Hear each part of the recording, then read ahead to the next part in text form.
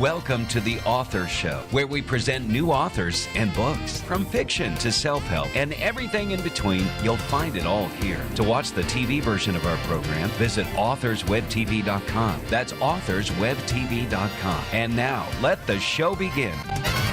Hello and welcome back to the show. This is your host, Don McCauley. Today we're welcoming the program author Wayne Clark, and Wayne is the author of He and She. Author Wayne Clark was born in 1946 in Ontario, but has called Montreal home since 1968. Woven through that time frame in no particular order have been interludes in Halifax, Toronto, Vancouver, Germany, Holland, and Mexico. By far the biggest slice in the pie chart of his career would be labeled journalism, including newspapers and magazines as a reporter, editor, and freelance writer. The other smaller slices of the pie would also represent words in one form or another in advertising as a copywriter and as a freelance translator. However, in the pie chart would also be slivers and shreds of time stolen over the years to write fiction. Wayne, how are you? I am very well, Don. Thank you. Well, let's start with the big question. Tell us about this book, please. Okay, first of all, it's a contemporary literary fiction novel. It's set in two cities, New York and Montreal. It's about a middle-aged man mired in midlife crisis. He has a long-standing relationship with a woman, but it's become so on and off, he doesn't know whether it would be even honest to say he still had a girlfriend. His libido has seemingly vanished. Is that because of her or him? He's a heavy drinker.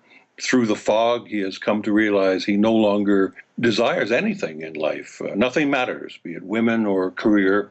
Nothing in life tastes good anymore, to put it simply. Like many of us, he has vague memories of being a boy and thinking how exciting life would be and how eager he was to become an adult. Now he looks around himself and sees little. More important, he looks down the road to the future and sees nothing. He wonders whether, in the end, this is all there is to life. Were those childhood dreams just some kind of a big hoax? The thought of passing the remaining years without friends, without desire, nothing except the highs and lows of drinking, that causes him to panic. Then from some perhaps recess of his self, perhaps just wordless instinct, a desire suddenly emerges to find out once and for all, no matter what the cost. What opens the door to that instinctual desire to live is an image he sees by chance on the internet one night as he sits, as he often does, drinking the evening away and aimlessly browsing. It's an image of a beautiful young woman. He stares at it, transfixed. Only later does he look further down the page and discover she is a dominatrix. Though he'd never before even thought of seeing a dominatrix, something inside tells him he must meet this woman. The morning after, sort of sober, he looks at his laptop screen again and feels the same way. He now has a purpose in his life, he thinks.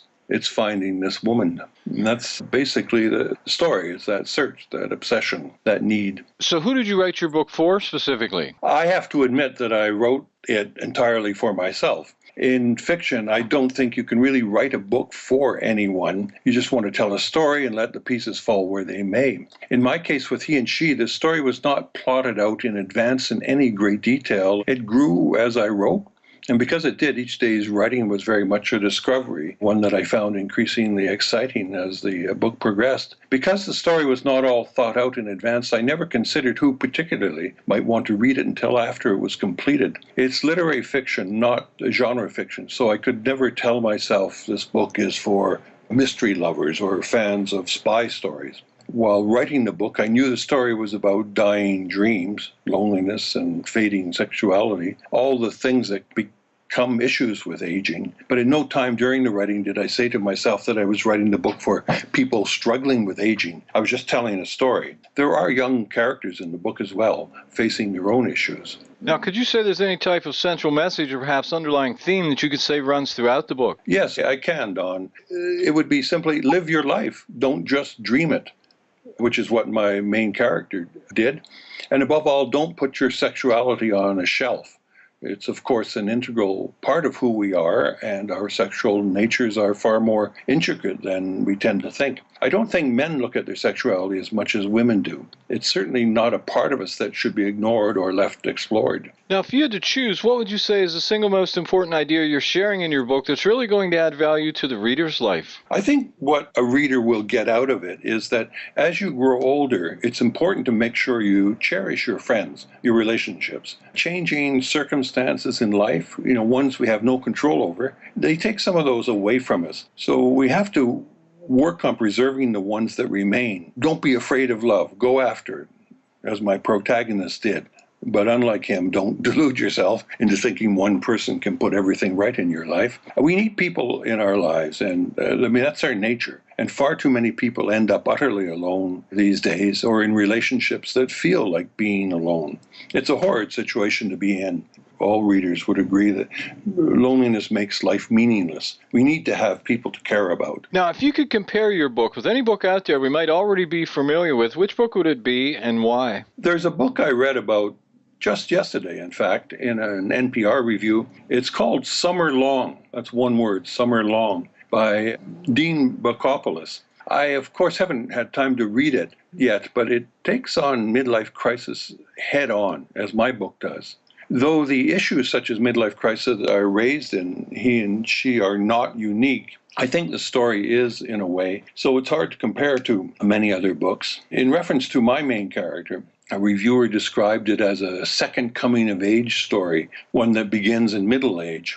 Perhaps there are other novels that embrace that idea, but I've not come across them. So to answer your question, Don, I can't directly compare He and She to other books out there, but I will say that prior to writing He and She, I was touched by the way Philip Roth wrote about male aging and some related issues in The Dying Animal, where he basically says that no matter what you think, you're not superior to sex. I also loved his The Humbling, in which a once famous stage actor's life disintegrates with time, and he finds himself alone with nothing much other than fast-fading memories.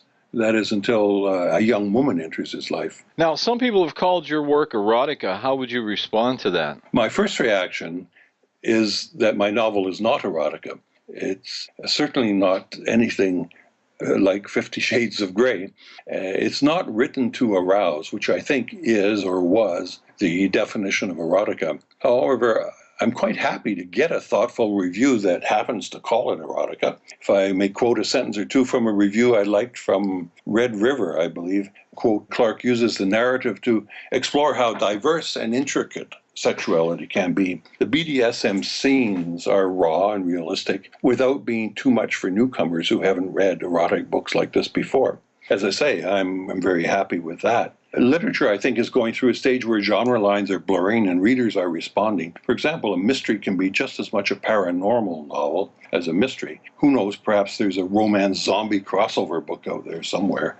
But that said, while I don't consider my book to be erotica, it is indeed about sexuality, about learning to navigate a river of urges that might once have been submerged. As indicated by the flogger on my book's cover, my protagonist's quest ends up in a BDSM dungeon. For those who might not know what BDSM stands for, it's an overlapping abbreviation of bondage and discipline. There's your BD, dominance and submission. There's your DS, sadism and masochism. That's your SM. Once my main character finally meets the dominatrix, no sex act takes place between them. However, I can see how people interested in BDSM could find my description of the BDSM sessions arousing. In the end, though, the book is not about BDSM. It's about one man's attempt to taste life again before it's too late. So what has been your most rewarding experience since publishing your work? Besides holding the actual paperback in my hands, which I think every author loves and never gets tired of, the most rewarding experience was first hearing I'd been nominated for an International Book Award. I would have been totally happy with that as a reward, the nomination. But a few months later, the announcement came that from among thousands of entries in the contest, my book had actually won a silver medal for general fiction. This was the Reader's Favorite International Book Awards. I don't know what could top that feeling. I've gotten some personal feedback from readers that rank pretty high on the reward meter. Readers who opened up about their own personal lives after having read my story, and how the book either echoed what they had gone through or clarified it in some way. That's when having written a book of fiction seems very real. If someone were to write a book about your life, what would the title be? I suppose it might be called What's He Up to Now? I suggest that because you could say I reinvented myself a number of times. I started as a newspaper man, then switched to magazines, sometimes on staff, other times as a freelancer. I once quit journalism itself to experience holding the kind of jobs that were held by the people we wrote about as journalists. I'd always been a journalist and had never held any other kind of job. For example, I worked as a waiter in a rough and tumble bar. That scared the hell out of me. I then worked on a commercial fishing boat that leaked like crazy. I delivered flyers 12 hours a day in the endless West Coast rain, all that sort of thing. Long story short, after a couple of years, I ended up back in journalism for some time before making the jump to the world of advertising, which lasted nearly a decade. Eventually, I returned to a newspaper job before deciding to hang out my shingle as a translator. With the exception of the odd jobs I took on briefly, everything I've done has been about words. I've always written fiction on the side, initially with hopes of publishing, but in later years just for the pleasure of the process. Yes, writing can be extremely hard and frustrating, but if you persevere, ultimately you will get to the top of the mountain and see how something you've created. I think there's an element of magic in all creativity. How would you describe your writing style? That's a tough one, because I now consider my writing style to be just me. I have a voice. I recognize it when it's sounding right, when it's sounding honestly me. It took a long time to develop, mind you, but I hear it now. The rhythms are mine somehow. If you'll permit, a review from Indie Reader described it as the prose is wonderfully conversational, working subtle, comprehensive magic to pull the reader forward. I think conversational is an accurate element of my writing style. In your opinion, who should buy this book? Anyone who is at a stage in their life where they strongly feel it's time to re-examine that life. So while that could be anybody, regardless of age, that would certainly include readers facing some form of midlife crisis or anticipating it. But there's a broader message that is important at any age: to pursue feelings and ideas no matter if there's a guarantee you'll find them.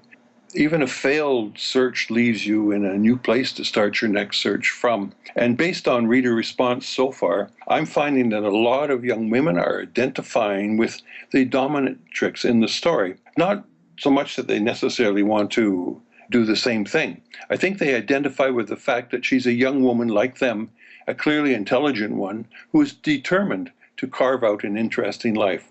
To do that, she didn't hesitate to try the unknown and take an unconventional route. Today's young people, I think, are more open-minded than I was at their age and more willing to explore all the possibilities out there for living a life that reflects who they are. I say bravo, go for it. Well, time is getting very short, so the most important question: where can readers find you and your book? My book is available everywhere at all major online retailers in both paperback and all digital versions. And as for myself, I'm still in Montreal. You can contact me through my website, wayne-clark.com. Well, this has been just great. Our guest today has been Wayne Clark, and he is the author of He and She. Wayne, thanks very much for being with us today. You're most welcome. It was my pleasure, Don. This is Don McCauley wrapping up another edition of The Author Show. Please share this interview with your family and your friends so that they too may have the opportunity to discover our guest and his work.